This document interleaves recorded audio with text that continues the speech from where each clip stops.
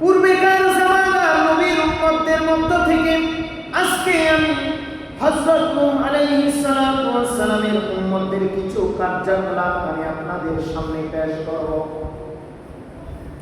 তাদের কার্যকলাপ কি ছিল যার কারণে আল্লাহ তাদেরকে ধ্বংস করতে বাধ্য হয়েছেন?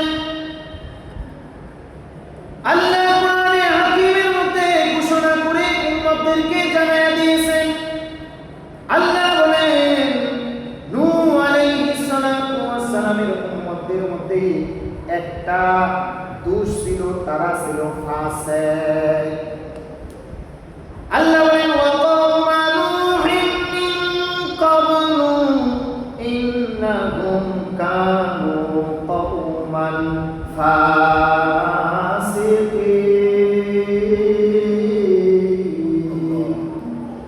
আল্লাহ বলেন নূহ আলাইহিস সালাতু ওয়াস সালামের উম্মতদের মধ্য থেকে তারা এমন কওম ছিল, এমন জাতি ছিল যারা ফাসিক ছিল। মুহতারাম হাজিরিন, ফাসিক কারে কয়?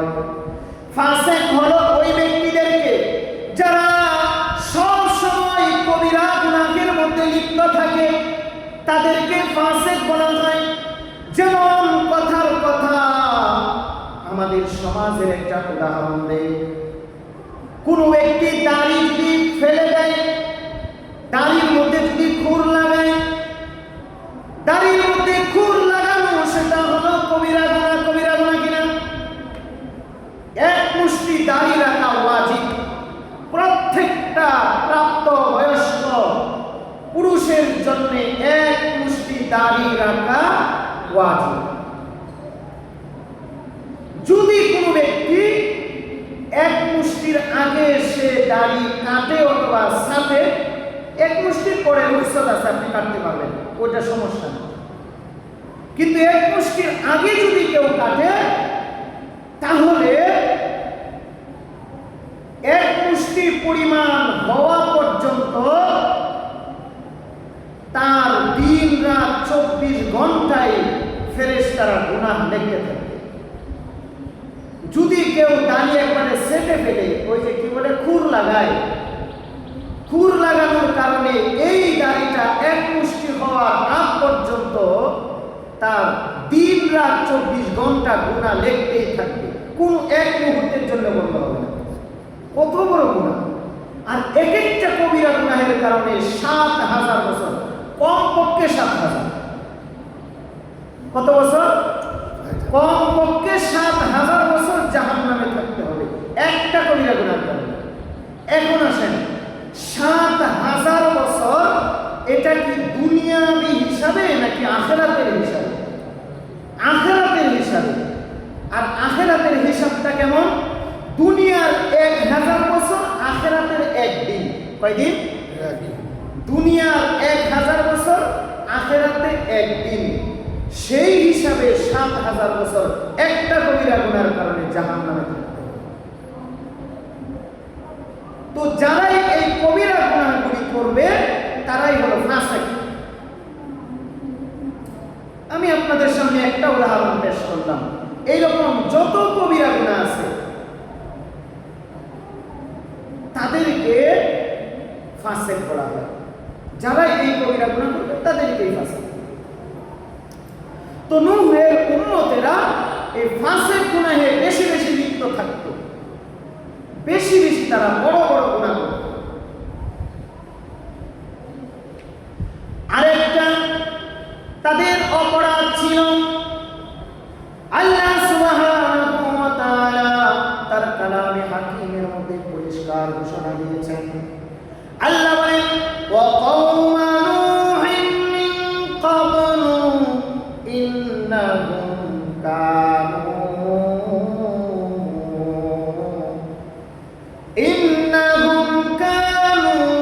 হুম আযলামা ওয়া আতগা। নূহের উম্মতের মধ্যে তারা ছিল জালেম, তারা অন্যের প্রতি অত্যাচার করত, জুলুম করত, নিপীড়ন করত। সমাজের গরিব লোক যারা ছিল, সমাজের গরিব লোকদের প্রতি তারা অনেক অত্যাচার করত, তারা অত্যাচারী ছিল। সমাজের গরিব লোকদেরকে তারা লুকি মনে করতো না, মানুষ হিসেবেই গণ্য করতো না। এত জালেম ছিল, অন্যের মাল আত্মসাৎ করত, অন্যায়ভাবে তারা মানুষের উপর জুলুম করত। আরেকটা তাদের অপরাধ ছিল তারা একই সীমা লঙ্ঘন করেছে, যেটা আল্লাহ বলে নাই সেটা তারা বেশি বেশি করেছে। যা আল্লাহ বলে নাই তা তারা বেশি বেশি করত। আল্লাহ যে ব্যাপারে নিষেধাজ্ঞা দিয়েছেন সেই কাজটা তারা বেশি করত। এটাকে বলা হয় সীমা লঙ্ঘন। সীমা লঙ্ঘন কারে হয়?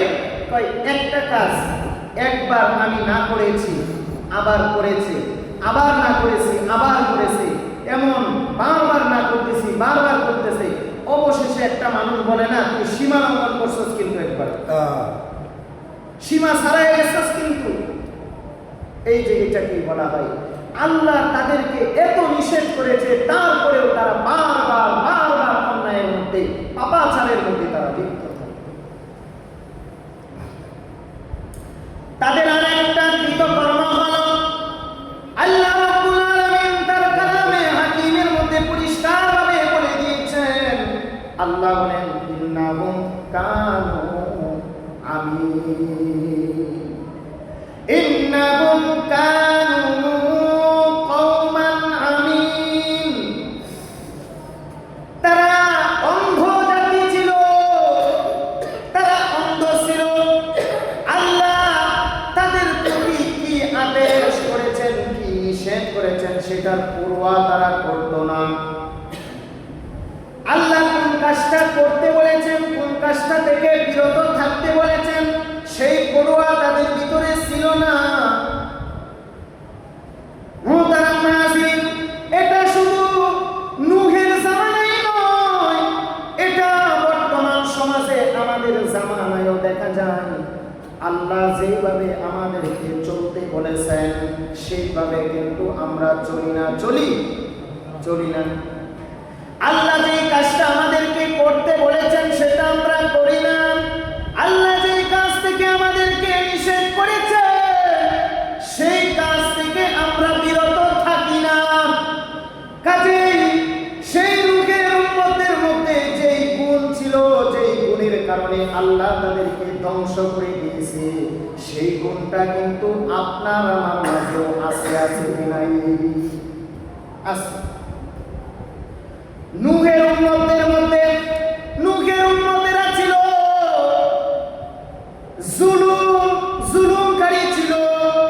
আমাদের সমাজের মধ্যেও জুলুমকারী আছে কি নাই? আছে না? এই সমাজের মধ্যে যারাই দেখবেন ক্ষমতা আছে, সে শত অন্যায় করলেও তার কোনো বিচার নেই। আর যারা দুর্বল মানুষ আছে, তারা যদি কোনো মতে একটা অন্যায় করে ফেলে, একবারে নাকানি সুবানি দিয়া শেষ করে দিবে, ওকে রেহাই দিবে না। এটা হলো আমাদের সমাজের অবস্থা। কাজেই আমাদের খাসিয়ত, আমাদের গুণাবলীর সাথে সেই রূহের গুণাবলী মিলে যায়। মুহতারাম নাযিরিন, হযরত নূহ আলাইহিস সালাতু ওয়াস সালাম যখন তার কওমের লোকদেরকে দাওয়াত দিয়েছে, তারা যখন কওমের অর্থাৎ নূহ আলাইহিস সালাতু ওয়াস সালামের দাওয়াত গ্রহণ করে না, যখন তারা কবুল করে না, তখন অবশেষে আল্লাহ বলেছেন, আল্লাহ কয় নূহের সম্প্রদায় এত বেশি পাপাচার করত, যার কারণে ফাআগরাকনাহুম আজমাইন, আমি আল্লাহ তাদেরকে পানির মধ্যে ডুবিয়ে মারতে বাধ্য হলাম। আমি আল্লাহ তাদের সবাইকে পানির মধ্যে ডুবিয়ে মেরে দিয়েছি। আমরা সকলে অবগত আছি, নূহ আলাইহিস সালাতু ওয়াস সালামের উম্মতেরা যখন নূহের কথা না মেনেছিল, তখন আল্লাহ রাগান্বিত হয়ে আল্লাহ নূহ আলাইহিস সালাতু ওয়াস সালামকে বলেন, ও আমার পয়গম্বর নূহ, তুমি বড় একটা কিস্তি বানাও। সেই কিস্তির ভিতরে, কিস্তি মানে নৌকা, তুমি সেই কিস্তির ভিতরে দুনিয়ার সমস্ত মাখলুক থেকে একটা করে চূড়া তোমার কিস্তির ভিতরে উঠাও, এবং তোমার উপরে যারা ঈমান এনেছে, তোমার উপরে যারা বিশ্বাস স্থাপন করেছে, তোমাকে যারা সত্যবাদী মেনে নিয়েছে, এবং যারা আমি আল্লাহর গোলামি করে তাদেরকে তোমার নৌকার ভিতরে উঠাবে। আর উঠানোর পরে আমি আল্লাহ এত বড় একটা প্লাবন দিব, যার কারণে দুনিয়ার সমস্ত কিছু ধ্বংস হয়ে যাবে, একমাত্র কেবলমাত্র তোমার কিস্তির মধ্যে যারাই থাকবে তারাই একমাত্র বেঁচে থাকবে, বাকিরা সবাই ধ্বংস হয়ে যাবে। আল্লাহর অর্ডার অনুযায়ী হযরত নূহ আলাইহিস সালাতু ওয়াস সালাম একটা কিস্তি তৈরি করলেন। কিস্তি তৈরি করার পর আমার যুবক ভাইরা, বৃদ্ধ বাবারা, কিস্তিটা যখন তৈরি করেছেন, প্রত্যেকটা মাখলুক থেকে জোড়ায় জোড়ায় জোড়ায় জোড়ায় আল্লাহর হুকুম অনুযায়ী সেই কিস্তির ভিতরে উঠাইছেন, এবং নূহের উপরে যারা ঈমান এনেছে, আল্লাহর উপরে যখন যারা ঈমান এনেছে তাদেরকে সেই কিস্তির ভিতরে উঠাইলেন। উঠানোর পরে সাথে সাথে নিচ থেকে প্লাবন, নিচ থেকে কুয়ারা থেকে পানি উত্তোলন হইতেছে। এমন পানি উত্তোলন হয়েছে, ঘর বাড়ি গাছপালা সব কিছুই পানির নিচে পড়ে গেছে। এইদিকে নূহ আলাইহিস সালাতু ওয়াস সালামের কিস্তি পানির উপরে ভাসতেছে। ভাসতে ভাসতে এইরকম ভাবে 6 মাস পর্যন্ত নূহের সেই কিস্তি পানির উপরে ভাসতেছিল। কয় মাস? 6 মাস। কয় মাস? 6 মাস পানির উপরে ভাসতেছে। অবশেষে নূহের সেই কিস্তি যায়া জুদি পাহাড়ের সাথে ঠেক লেগেছে। আল্লাহ রাব্বুল আলামিন সেই নৌকাকে বলে দিয়েছে, তুমি জুদি পাহাড়ে যাও, জুদি পাহাড়ে যায় তুমি ঠেক খাবে, লেগে যাবে, ওইখানে যায় দাঁড়াবে। নূহ এবং তাদের দলবল নিয়ে সেই জুদি পাহাড়ে যখন গেল, দীর্ঘ 6 মাস পরে সেখানে যায় অবস্থান করল। অবশেষে সেই প্লাবন থামলো, প্লাবন শুকিয়ে গেল, দুনিয়ার সমস্ত মানুষকে আল্লাহ রাব্বুল আলামিন ধ্বংস করে দিলেন, দুনিয়ার সমস্ত তরুলতা ধ্বংস করে দিলেন। এরপরে নূহ আলাইহিস সালাতু ওয়াস সালাম আবার তার দলবল নিয়ে সেই পাহাড় থেকে নিচে নামলেন। নামার পরে আবার সেই দুনিয়া আবাদ করলেন, দুনিয়া আবাদ হলো। এই জন্যে নূহ আলাইহিস সালাতু ওয়াস সালামকে আবুল বাশার সানি বলা হয়। কি বলা হয়? আবুল বাশার সানি। আমাদের বনি আদমকে যাদের থেকে সৃষ্টি করা হয়েছে, প্রথম আমাদের আদি পিতা হলো আদম আলাইহিস সালাম, দ্বিতীয় আমাদের আদি পিতা হলো কে? নূহ আলাইহিস সালাম। আদি পিতা, আর ইব্রাহিম হলো জাতির পিতা। তো আমাদের বংশ পরম্পরা নূহ আলাইহিস সালাতু ওয়াস সালামের পক্ষ থেকে পরবর্তীতে আল্লাহ দুনিয়াতে এইভাবে ছড়িয়ে ছিটিয়ে দিয়েছে। মুহতারাম নাযির, এই নূহের উম্মতের মধ্যে আরো কিছু গুণাবলী ছিল। যখন হযরত নূহ আলাইহিস সালাতু ওয়াস সালাম তার উম্মতের মধ্যে দাওয়াত নিয়ে যেতেন, দাওয়াত নিয়ে যাওয়ার পরে তারা নূহ আলাইহিস সালাতু ওয়াস সালামকে মিথ্যাবাদী বলে তুচ্ছ তাচ্ছিল্য করতেন। নূহ আলাইহিস সালাম যখন উম্মতের মধ্যে দাওয়াত দিয়ে যেতেন, তখন তার উম্মতেরা বলতো, তুমি কেমন মানুষ? তুমি তো আমাদের মতোই মানুষ। যদি তুমি সত্যিকারের নবী হয়ে থাকো, তাহলে তো তোমার মাঝে এবং আমাদের মাঝে অনেক পার্থক্য থাকবে, কিন্তু তোমার মাঝে আমাদের মাঝে তো কোনো পার্থক্য নাই। তুমিও তো আমাদের মতো মানুষ, তুমিও তো আমাদের মতোই বাজার ঘাটে চলাফেরা করো, তুমিও তো আমাদের মতোই কাপড় পোশাক করো, তুমিও তো আমাদের মতোই লেনদেন করো, কাজে তুমি কেমন নবী? এমনকি তোমার যারা তোমার উপরে ঈমান এনেছে তারা তো দুনিয়ার সামাজিক অধম ব্যক্তিরাই তোমার উপরে ঈমান এনেছে, দুর্বল গরিব লোকেরাই তোমার উপরে ঈমান এনেছে। কই সমাজের সমাজপতি, শিল্পপতি, টাকাওয়ালা, ক্ষমতাওয়ালা কেউ তো তোমার উপরে ঈমান এনে নাই। ঈমান আনছে তারা, কয় যারা সমাজের গরিব লোক তারা তোমার উপরে ঈমান আনছে।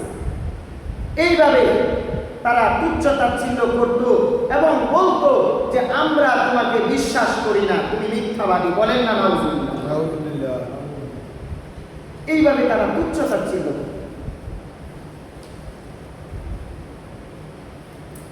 শুধু নূহ আলাইহিস সালামকে না, আমাদের নবী মুহাম্মদুর রাসূলুল্লাহ সাল্লাল্লাহু আলাইহি ওয়াসাল্লামকেও কাফের বেঈমানেরা এইরকম বলতো, মালি হাযার রাসূল, এটা কেমন নবী যিনি আমাদের মতো খাবার খায়, যিনি আমাদের মতো চলাফেরা করে, যিনি আমাদের মতো বাজার ঘাটে যায়, যিনি আমাদের মতোই সন্তানাদি জন্ম দেয়, যিনি আমাদের মতোই সংসার করে, যার আমাদের মতোই বিবি আছে, যার আমাদের মতোই সম্পদ আছে, সে আবার কেমনে নবী হয়? সে তো নবী হইতে পারে না। এইভাবে আমাদের নবীকেও কাফের বেঈমানেরা তুচ্ছ তাচ্ছিল্য করে। এই জন্য দেখবেন আমাদের মাঝেও কিছু এমন ভালো মানুষের ঘরের সন্তানেরা কিছু আছে, এদেরকে ভালো মানুষই বলতে হয়। ওদের ধারণা কি, একদিন আমি এক জায়গায় শুনতেছিলাম, কয় হুজুর মানে মসজিদের ইমাম সাহেবের সন্তান হয়েছে, ছেলে হয়েছে, হওয়ার পরে নতুন ছেলে হয়েছে, প্রথম ছেলেটা হয়েছে। তো এখন প্রথম ছেলে যখন হয় মনের ভিতরে অন্যরকম একটা আবেগ কাজ করে না? তো ইমাম সাহেবের বাড়িতে যাবে, ছুটি নিয়ে বলতেছে যে আমার ছেলে হয়েছে তো একটু বাড়িতে যাওয়া দরকার। তো কিছু মানুষ বলেছে কি হুজুরদেরও পোলাপান হয়? কেমন হুজুর? হুজুরদেরও পোলাপান হয়? কেমন ধারণা দেখেন। এরা হলো সেই আবু জাহেলের ছেলেরা। তারা বলতো নবী, সে আবার মুহাম্মদ নবী দাবি করতেছে, তারও পোলাপান আছে, তারও বিবি বাচ্চা আছে, তারও স্ত্রী আছে, তারও সম্পদ আছে, সেও আমাদের মতো কাপড় পোশাক পরে।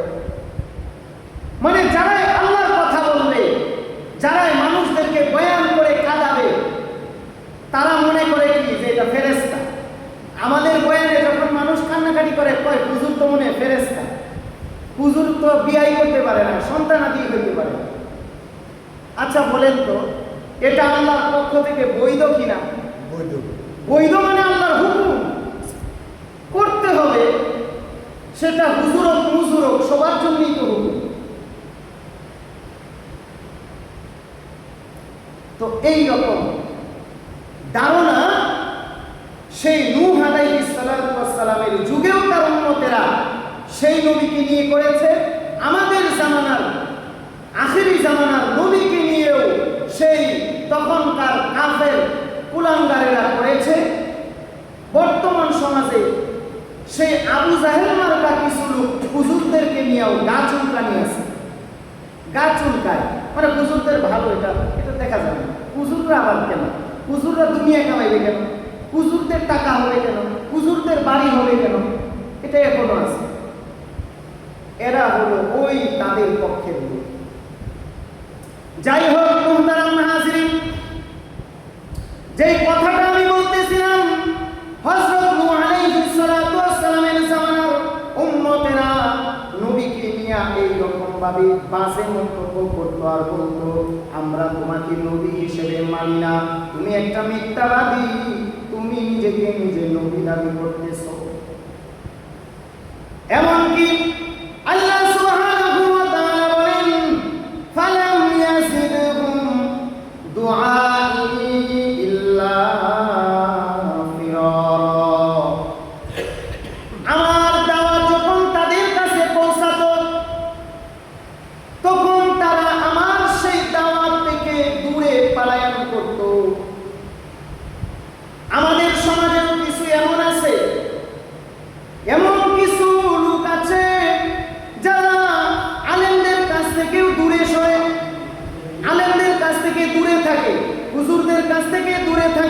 হুজুরদের কাছে আসতে চাই না।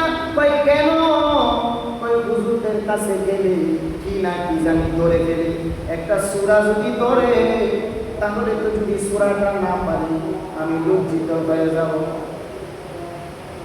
আমি বড় টাকাওয়ালা, আমি বড় বাড়িওয়ালা, আমি বড় গাড়িওয়ালা, আমি বড় ক্ষমতাওয়ালা, আর আমি যদি হুজুরের কাছে একটা সূরা না পারি, একটা মাসালা না পারি, তাহলে তো আমি হুজুরের কাছে লজ্জিত হয়ে যাব। বলেন না নাউজুবিল্লাহ।